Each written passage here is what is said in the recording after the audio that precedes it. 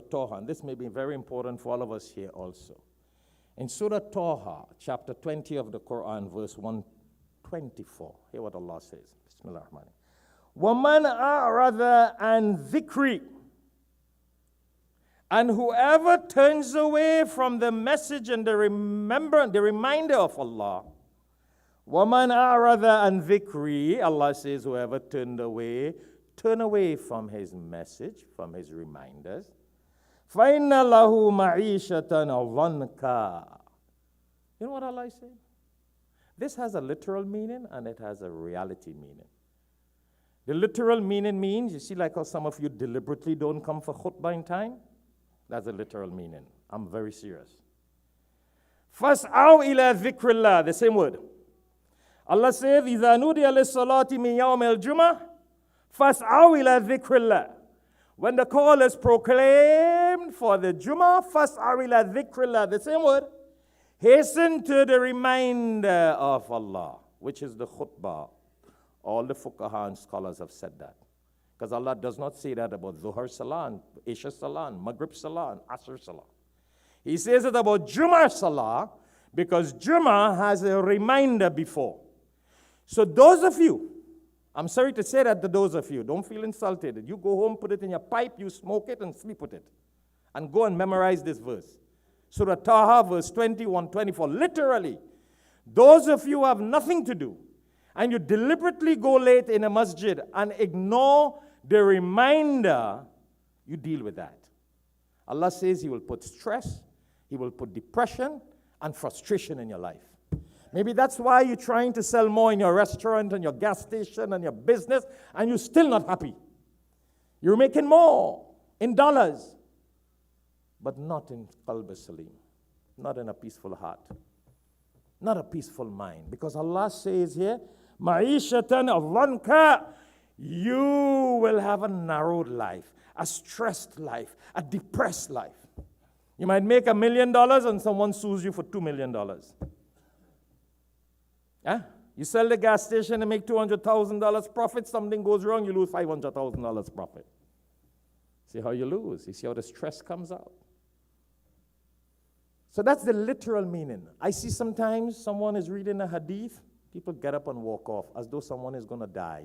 I'm like, but who is dying? Why can't you sit a second and listen to a hadith? Sometimes the verses of the Quran is being recited. You don't want to listen to it. Literally, it means that.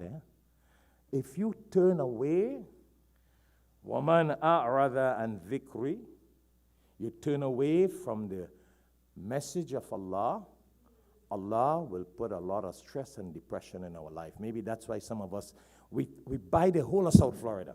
We own all the gas stations. Yesterday I met someone 2 days ago, somewhere, I don't want to say where. Halal place though, don't worry. So I asked one of the brothers, and I said, you know that guy? Young guy. He said, yeah, he owns so many gas stations, he doesn't even remember how many he owns. I'm like, wow.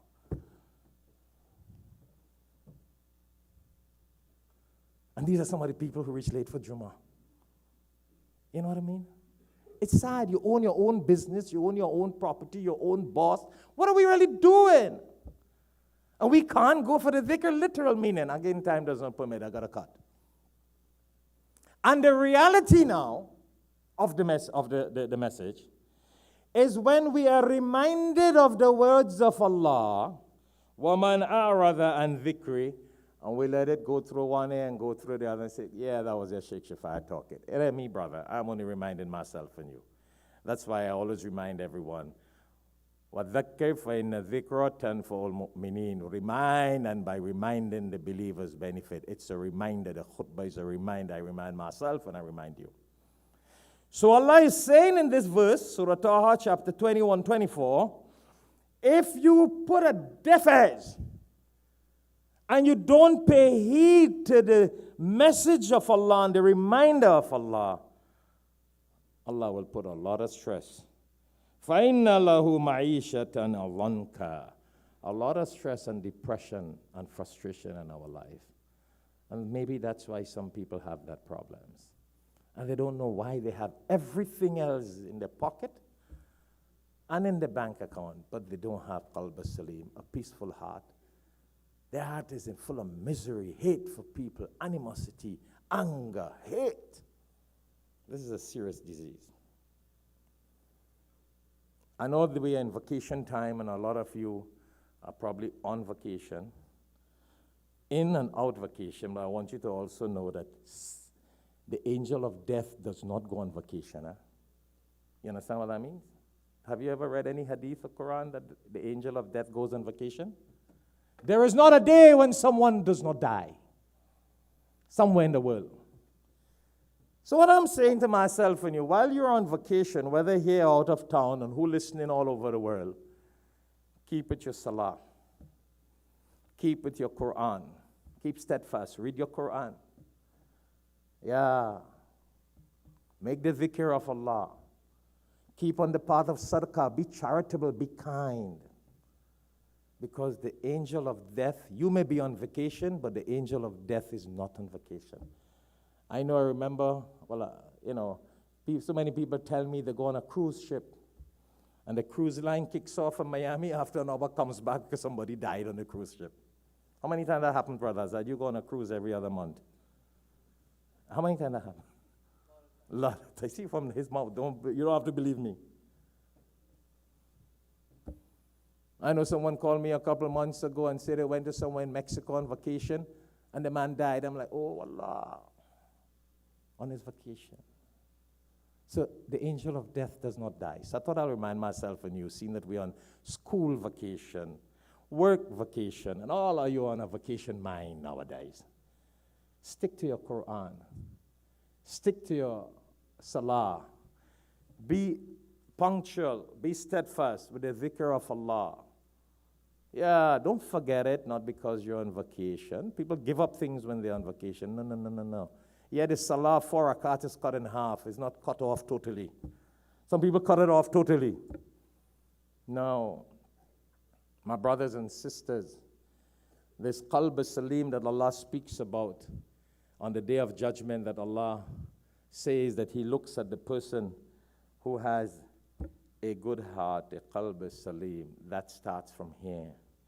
Here's where we must not let all this distraction in the dunya mislead us to have a bad mind, a bad heart, do bad things. And for those of you who came late, as we conclude, yes, you have progressed. We have progressed. The world has progressed. But unfortunately, the hearts of people have become smaller. I was mentioning recently somewhere, I remember the days, and I still remember the days, and I've seen it in Pakistan, and I've seen it in Bangladesh, I've seen it in India when I visited there, I've seen it in the Caribbean, where it used to have one man who had a lot of land and property, and he will donate one plot of land only to build a masjid. You remember that, brother? Remember Trinidad, the Guyana, the Caribbean, all over? Pakistan, Bangladesh, this guy owns a factory. He has a piece of land. He says, take that community and build a masjid. Here, these bunch of millionaires in America beg to sell one barbecue box to buy a piece of land. Bunch of beggars. Wealthier, $1 million homes, $100,000 cars, but they beg to build a masjid. Those were the days when the people live in small homes and give an entire piece of land to build a masjid and say, put that fi sabilillah, and didn't sell it. You guys remember that, some of you? Brothers from Bangladesh? That's true. If I'm wrong, I'm lying, then tell me. Pakistan, India, Bangladesh. And those were the days when the people live in small homes. And if one man had the means, he will say, I'm going to build a masjid. If you want the community, continue it. I'm telling you, when I go to fundraising programs and I see millionaires begging for $100 to help maintain a masjid, I say, shame on you. Ye to besharam ki baat hai. It's a shameless thing. Those who had small homes, little homes, small businesses, yeah. We still had a few like that in South Florida. When I came here, I remember there were brothers. One man alone bought a masjid. And he bought the property and the land and said, give it. Nowadays, you have to beg. Do you know we have some people? They walk in the parking lot, they see the police car, they say, mashallah, Darul Uloom has security. They walk in here, they see the donation box. Police security, yeah? But they're so pious. See, they go by Quran and Hadith. They're so pious. They look at the box and they smile. And they said it's sadaqah in the hadith to smile, but they don't put anything in the box. That is the pious people, very pious. They look at the box, when the security box, they'll see, we have a guy doing parking. Do you think he came for free? Do you guys really think he came for free? Is that somebody's father here that is standing there and regulating traffic? Don't you think we pay him to do that? We have a donation box there to put for parking and security. People pass it straight, they smile, they probably ask them why they smile. They say in hadith it says, if you smile, it is sadaqah, it's charity, so that's their charity. Or why don't you smile in your business also and don't take no money from people? When the customer comes and says, I want a Coca-Cola, you say, shall I have it? Smile, go ahead. And when they come in your gas station, you smile too and tell them, fill for free. See, the brain clicks when it comes to Abdullah, the slave of the dollars. But when it comes to being Abdullah, the slave of Allah, their hearts get like that. Remember a couple of weeks ago, I reminded myself and you of two kind of people, Abdullah, the slave of Allah, and Abdullah, slave of the dollar.